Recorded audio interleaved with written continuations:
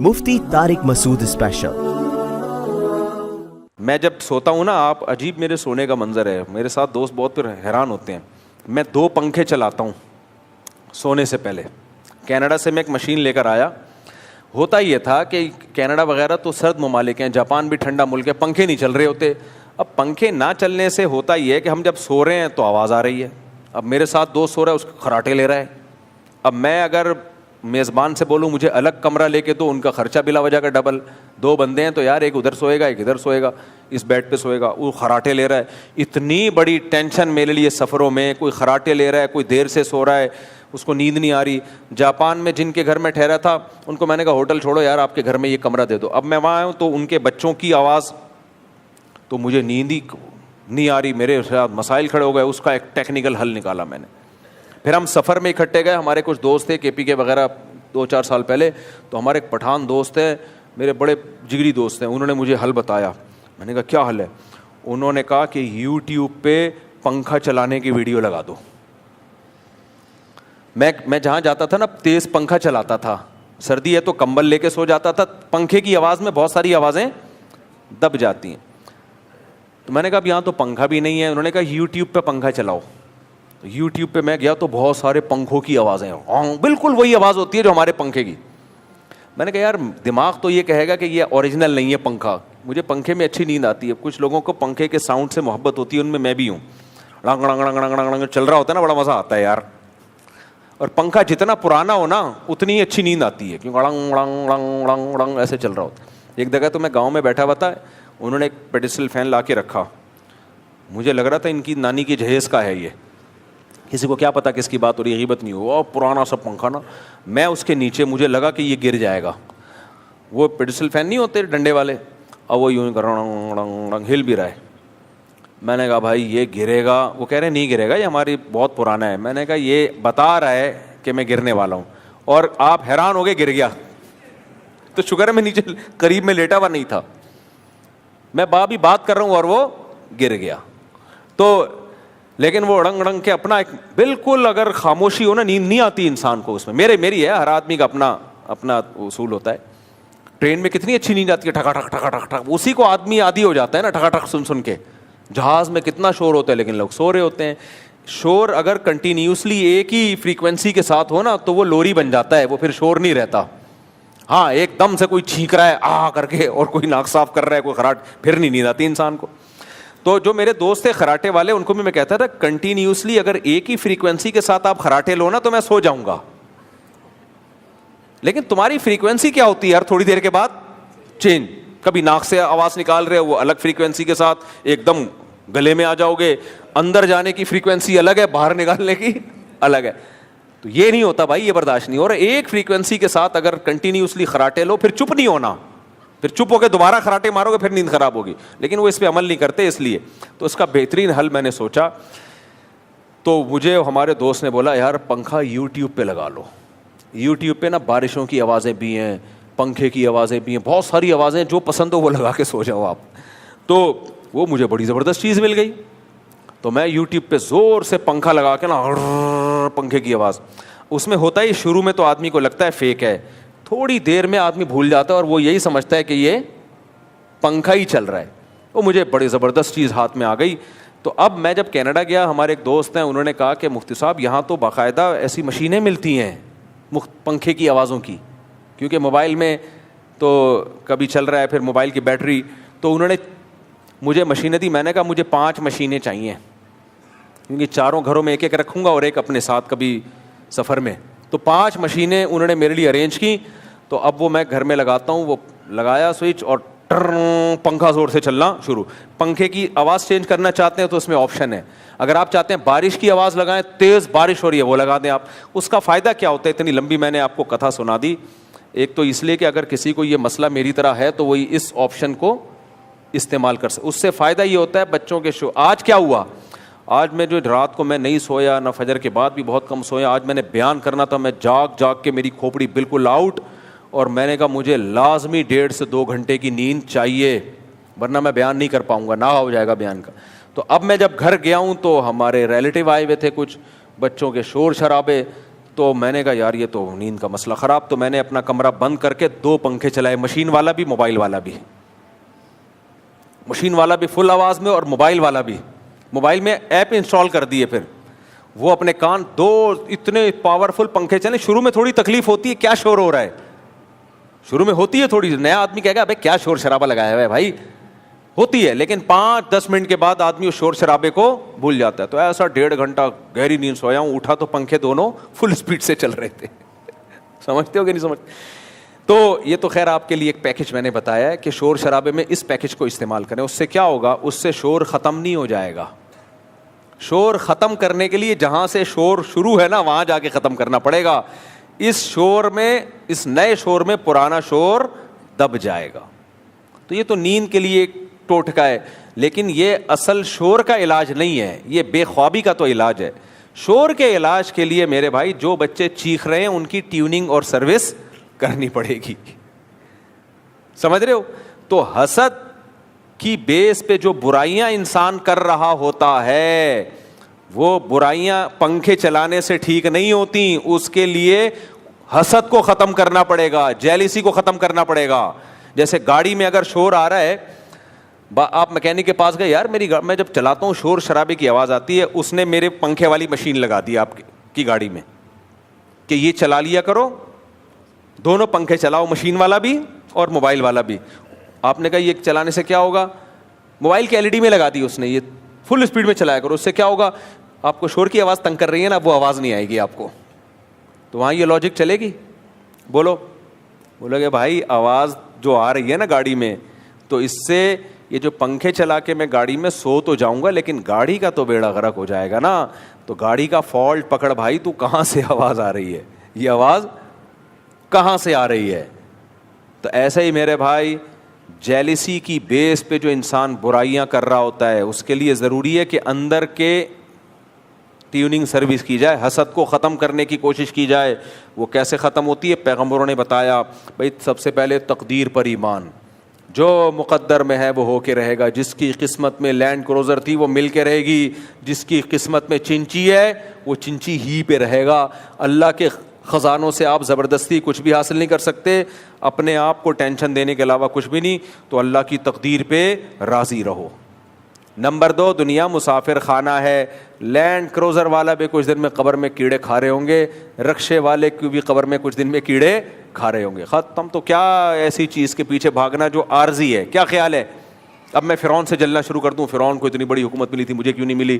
بھائی وہ مر گیا, ختم, کیا فائدہ. تو آج کے جو فرعون ہیں وہ بھی مر جائیں گے, تو سب ختم. تو چند چیزیں, وہ تو ایک الگ ٹاپک ہے, حسد کا علاج کیسے ہوتا ہے. بتانے کا مقصد یہ کہ اندر کے انسان کو جب تک میں اور آپ ٹھیک نہیں کریں گے اس وقت تک ہم جنت میں نہیں جا سکتے. دیکھو کوئی کسی کو حسد کی علاج کی کوشش کر رہا ہے, پھر بھی حسد ختم نہیں ہو رہا, لیکن وہ جس سے حسد ہو رہی ہے نا, اس حسد ہو رہا ہے اس کو نقصان نہیں پہنچاتا, صبر کرتا ہے, تو بھی جنت میں چلا جائے گا. بعض دفعہ یہ ہوتا ہے کہ آپ کو اپنے کسی دوست کی کامیابی کا سن کے جلنے لگے آپ, لیکن آپ کو احساس ہو گیا کہ یار یہ غلط ہو رہا ہے, مجھے جلنا نہیں چاہیے, احساس ہو گیا, اور آپ نے اس کو کوئی نقصان نہیں پہنچایا, تو بھی یہ اللہ کی رحمت ہے کہ جو چیز اختیار میں نہ ہونا اللہ اس پہ گناہ نہیں دیتا, سزا نہیں دیتا. تو آپ قیامت کے دن اللہ آپ سے یہ نہیں کہے گا تو جلا کیوں, آپ کہو گے اللہ جلا تو تھا لیکن میں اس جلنے پہ ندامت تھی, مجھے خود بو آ رہی تھی اپنے اندر سے جلنے کی, دوسرے کو بو آئے نہ آئے مجھے خود آ رہی تھی. تو اگر آپ کو اپنی برائی کا احساس بھی ہو گیا تو اللہ کی رحمت اتنی بڑی ہے, اللہ اس پہ بھی بخش دے گا. چل بھائی تجھے احساس تو تھا نا. تو اس لیے علماء نے لکھا ہے کہ حسد اگر کسی سے پیدا ہو رہا ہے لیکن آپ اس کے تقاضے پہ عمل نہیں کر رہے, آپ اپنے آپ کو بریک لگا کے رکھتے ہو, تو اس پہ اجر ملتا ہے الٹا, کہ آپ نے مجاہدہ کیا نفس کے خلاف, کیونکہ جو آپ کے بس میں تھا وہ آپ نے کر لیا. اور جو اب جب ایسا کریں گے تو آہستہ آہستہ حسد ہی ختم ہو جائے گا. تو اخلاق کو درست کرنا ضروری ہے. تو اخلاق میں مسکرا کے بات کرنا بھی ہے, دل بھی ہے, دل میں دنیا کی محبت نہ ہو, دنیا کو مسافر خانہ سمجھے, تکبر نہ ہو, خود پسندی نہ ہو. خود پسندی کیا ہوتی ہے؟ اب بتاؤ, یہ چیزیں ہماری سوسائٹی میں ہیں نا, چند رسومات ہیں ان کو مذہب سمجھ لیا ہے. یہ تو اسلام تو اندر سے ٹھیک کرتا ہے آپ کو, حسد ختم کرے گا آپ کی. پھر خود پسندی, تکبر اور خود پسندی، یہ دو بڑی خطرناک بیماریاں. خود پسندی کیا ہیں؟ اتنے ہیں نہیں جتنا سمجھنا شروع کر دیا. اتنے ہیں نہیں، اس کو عربی میں کہتے ہیں عجب. اپنے آپ کو سمجھ رہے ہیں پتہ نہیں میں کیا چیز ہوں بھائی. کچھ لوگ اس خود پسندی میں ہوتے ہیں. اس کا نقصان کیا ہوتا ہے کہ پھر سامنے والا اس لیول کی رسپیکٹ ان کو دیتا نہیں ہے تو یہ ٹینشن میں جاتے ہیں, سمجھتے ہیں میں تو اس لیول کا ہوں. اب 11ویں اسکیل کا آدمی اپنے آپ کو 22ویں گریڈ کا سمجھنا شروع کر دے تو ٹینشن میں جائے گا کہ نہیں جائے گا؟ لوگ تو اس کو 22ویں گریڈ والا پروٹوکول نہیں دیں گے, لیکن اس کو نہیں ملے گا تو وہ ٹینشن میں. تو اس کا علاج کیا ہوگا؟ جتنے اسکیل ہیں اس کو بتایا جائے تیرے اتنے ہیں, یہ والا اگر تجھے پروٹوکول نہیں ملتا نا تو تیرا غصہ ٹھیک ہے, لیکن 22ویں والا نہیں ملے گا میرے بھائی. ایک ڈاکٹر ہے انڈیا کا, وہ بڑی دلچسپ باتیں کرتا ہے. وہ کہتا ہے جو جم جانے والے لوگ ہیں نا وہ بوڑھے نہیں ہوتے. وہاں اس کی جم سے مراد ہے جو غیر ضروری, آپ کا دیکھو نا جم میں جو یہ اتنے اسپیڈ بریکر بنا رہے ہوتے ہیں, یہ واقعی صحت کے لیے نقصان دہ ہے. کیونکہ آپ کا وزن جب بہت زیادہ بڑھ جاتا ہے, بے شک وہ ماس کا وزن ہو, وہ گوشت کا وزن ہو, تو بھی ہڈیاں اتنا بوجھ اٹھاتی ہیں تو اس کا نقصان ہوتا ہے. تو باڈی کا ویٹ مینٹین ہی رکھنا چاہیے, چاہے فیٹ ہو یا گوشت ہو. تو ویٹ بہت زیادہ بڑھنا بہرحال صحت کے لیے نقصان دہ. تو اس نے بڑی زبردست بات کی. اس نے کہ جو جاتے ہیں نا جم میں یہ بوڑھے نہیں ہوتے. سامنے والے نے پوچھا زبردست یار بوڑھے نہیں ہوتے؟ اس نے کہا وجہ اس کی کہ جوانی میں ہی ٹپک جاتے ہیں یہ جوانی میں ہی حقیقت ہے. بہت سے ایسے ہیں تھوڑے دنوں میں وہ ٹہل جاتے ہیں. وہ تو اللہ ہم سے اخلاق کے بارے میں پوچھے گا, اندر سے کیسے تھے تم, اور پھر ظاہری اعمال. اس میں سب سے پہلے نماز, زکوٰۃ اور بار بار معاہدوں کی پابندی. کیریکٹر لیس آدمی اللہ کے ہاں قابل قبول نہیں ہے. زبان کا کیسا ہے تو؟ کیریکٹر لیس. معاہدوں کی پابندی جس پر میں 1-2 ہفتے پہلے ڈیٹیل میں بیان کر چکا ہوں. کرایہ ٹائم پہ آپ دیتے ہو کہ نہیں دیکھتے؟ مالک مکان کو ترساتے تو نہیں ہو. آپ کسی کی گاڑی استعمال کر رہے ہو, اپنی گاڑی سمجھ کے چلا رہے ہو یا کسی اور کی چیز؟ آپ دیکھو اپنی گاڑی کیسے چلاتے ہیں اور اداروں کا مال کیسے استعمال کرتے ہیں. ناپ تول میں کمی تو نہیں کرتے. حق لینے کے لیے تو پورے گن کے لیتے ہو, دیتے ہوئے ڈنڈی مارتے ہو. یہ ساری اخلاقیات آپ کے شر سے پڑوسی محفوظ ہیں یا نہیں ہیں؟ آپ کے شر سے. آپ کے پڑوسی کا آپ کے بارے میں کیا تبصرہ ہے کہ یار اچھا پڑوسی مل گیا ہمیں, بڑا خاندانی آدمی ہے کہ اس کی وجہ سے ہمیں فائدہ ہے. بصرہ میں ایک تابعی نے ایک گھر بیچا, قیمت ڈبل لگائی اس کی. کسی نے کہا اتنا مہنگا گھر نہیں ہے, سستا ہونا چاہیے. انہوں نے کہا میں نے اس میں ایک صحابی رسول رہتے ہیں میرے پڑوس میں, اس پڑوس ہونے کی قیمت بھی لگائی ہے. تجھے فری پھوکٹ میں اتنا اچھا گھر نہیں دوں گا جس کے پڑوس میں اتنے عظیم صحابی رہتے ہوں. کیوں؟ ان کی تجھے صبح و شام زیارت ہوگی, ان سے تجھے سیکھنے کا موقع ملے گا. تو ایسے ہی پکڑا دوں میں تجھے؟ اتنا عظیم پڑوس چھوڑ کے میں جا رہا ہوں, میں کیوں جاؤں گا؟ بعض لوگ کہتے ہیں نا گڈ ول کی بھی ایک ویلیو ہوتی ہے نا. تو گھر کی گڈ ول صرف اس سے نہیں بنتی کہ یہ ڈیفینس میں ہے یا کلفٹن میں, اس سے بھی بنتی ہے اڑوس پڑوس میں ہیروئن کی چرسی رہتے ہیں یا نیک لوگ رہتے ہیں. ماں باپ اپنے بچوں کو اچھے علاقوں میں لے کے جاتے ہیں, چرس پی رہے ہوتے ہیں, کیونکہ پڑوس میں کون سا بچہ رہتا تھا؟ چرسی رہتا تھا. تو گڈ ول کی بھی ویلیو ہوتی ہے. اس کا مطلب یہ نہیں کہ وہ صحابی رسول کی قیمت لگا رہے ہیں. صحابی رسول کی قیمت نہیں لگا رہے, وہ صحابی رسول کی صحبت کی قیمت لگا رہے ہیں کہ اتنی عظیم صحبت تجھے مل رہی ہے تو یہ صحبت میں چھوڑ کے جا رہا ہوں, قربانی دے رہا ہوں. اس کے اگر مجھے اتنے پیسے ملیں گے تو دوں گا کیونکہ میری ضرورت تھی, ان کی کوئی ضرورت تھی, ورنہ میں نہیں دوں گا. تو یہ سارے بھائی اخلاقیات اور اعمال ہیں جس کو فوکس کرنا ہے. اور آپ آج ہم جو مذہبی طبقہ ہے نا وہ اس کو فوکس نہیں کر رہا. اس نے چند چیزیں بنا لی ہیں, اسی پہ چل رہے ہیں. تبھی پوری دنیا میں لوگ انگریزوں کی تعریف کر رہے ہوتے ہیں, مسلمانوں کی برائیاں کر رہے ہوتے ہیں. یہ 2 نمبر ہیں. لیکن آپ ربیع الاول اور محرم میں دیکھ لو, ایسا لگتا ہے مسلمان سے بڑا عاشق رسول اس کائنات میں پیدا ہوا ہی نہیں. اور کمبخت چوری کرے گا اور اس چوری سے عمرہ کرنے جائے گا. مسجدوں میں کرپشن کے بعد سب سے پہلے کمیٹی کہاں جاتی ہے؟ عمرہ کرنے کے لیے جاتی ہے ان پیسوں سے. سمجھ رہے ہو؟ تو یہ سارے حساب کتاب چل رہا ہے. تو ہم تو بھائی آپ دیکھ رہے ہو قرآن اور سنت جو کتنے سالوں سے درس ہو رہا ہے, اسپیچز پہ بھی میرے تفسیر کے لیکچر, میں بھی کوشش کر رہا ہوں کچھ مجھے بھی وہ چیزیں ملیں جن کو ہم نے فوکس کیا ہوا ہے. وہ قرآن میں مل نہیں رہی. قرآن میں یہی مل رہا ہے, نماز پڑھو, اخلاق اچھے کرو, حسد نہ کرو, اور مال جمع کر کے جو کنجوسی کرتے ہیں برے ہیں, اللہ کو خرچ کرنے والے پسند ہیں. ماں باپ کا خیال کرو, رشتے جاری جوڑو, رشتے مت توڑو, اور بوڑھوں کا اکرام کرو. صحیح ہے نا؟ اور جو ہے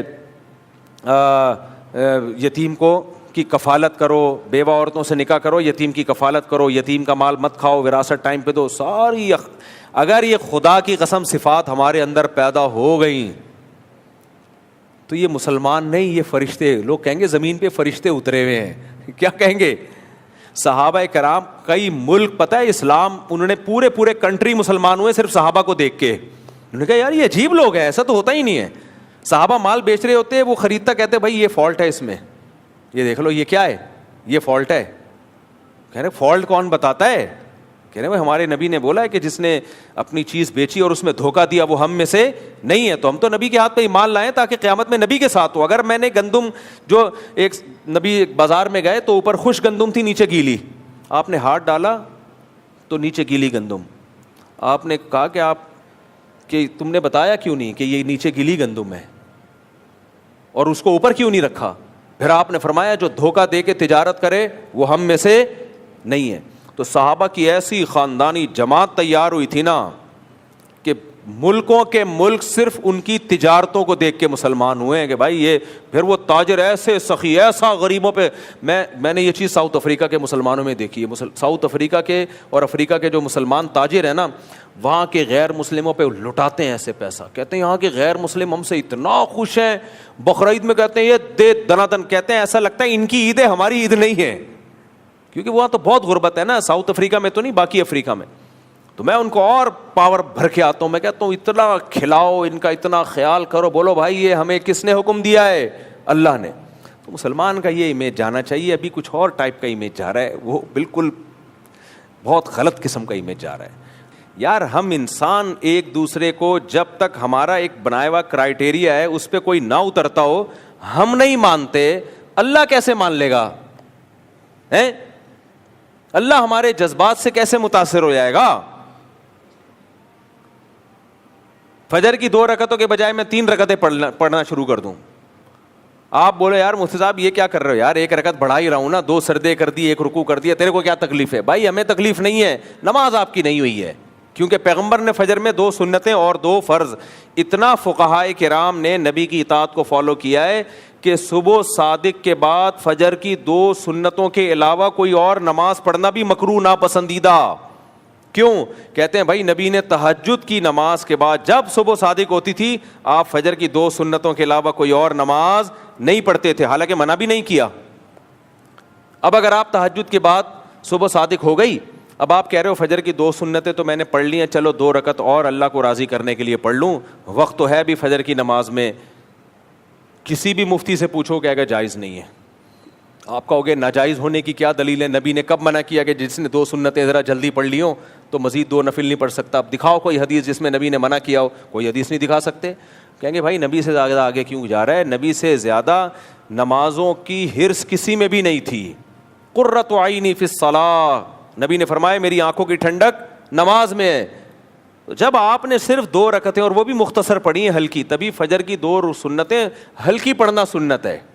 قل یا ایھا الکافرون پڑھیں پہلی رکعت میں, دوسری میں قل هو اللہ احد. لمبی پڑھنا سنت نہیں ہے. کیوں؟ آگے فجر لمبی پڑھیں, پھر آپ فجر کی 2 فرض لمبی پڑھیں آپ.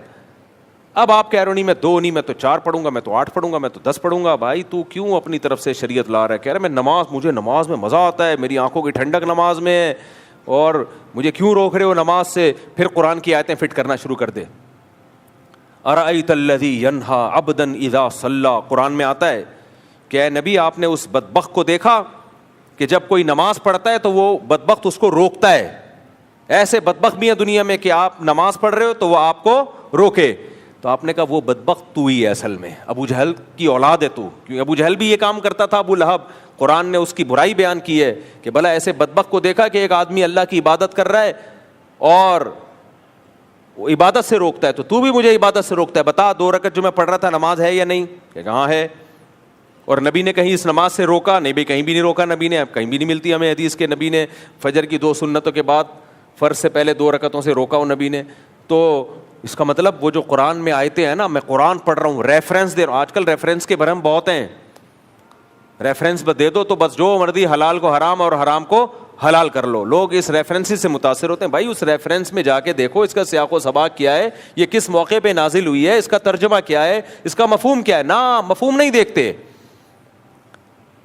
تو فوراً فتویٰ لگا دیا کہ یہ تو نماز سے روک رہا ہے, وہ جہنمی تو ہی ہے, تو کس سے روک رہا ہے؟ نماز سے. تو ہم کہیں گے بھائی نماز سے وہ روک, دو طرح کا روکنا ہوتا ہے. ایک روکنا وہ کہ کسی کو اللہ کی عبادت سے ہی چڑھو اور وہ آپ کو نماز سے روک رہا ہو, اور ایک یہ ہے کہ نماز سے اس لیے نہیں روک رہے کہ اس کو نماز سے نفرت ہے, وہ کہتا ہے نماز پڑھو لیکن سنت کے مطابق جس طرح نبی نے پڑھی ہے.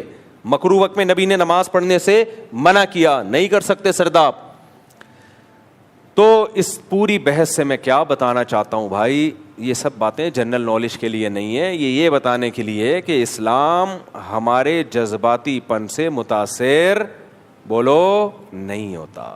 اسلام میں الحم سے لے کے والناس تک اللہ نے ہمیں دو طرح کے احکام دیے ہیں. ایک عقیدہ صحیح کر لو, عقیدہ توحید, مشرک کی کوئی عبادت قابل قبول نہیں ہے. اب جو مشرکین ہیں وہ کہتے ہیں اللہ ایسا معاذ اللہ ظالم کیوں ہیں کہ توحید پرست آدمی تھوڑی سی نیکی کرے اس کو اجر ملے گا, اور جو مشرک ہے وہ اتنے ساری دین کی خدمت, وہ انسانیت کی خدمت کرے کوئی اجر نہیں ہے.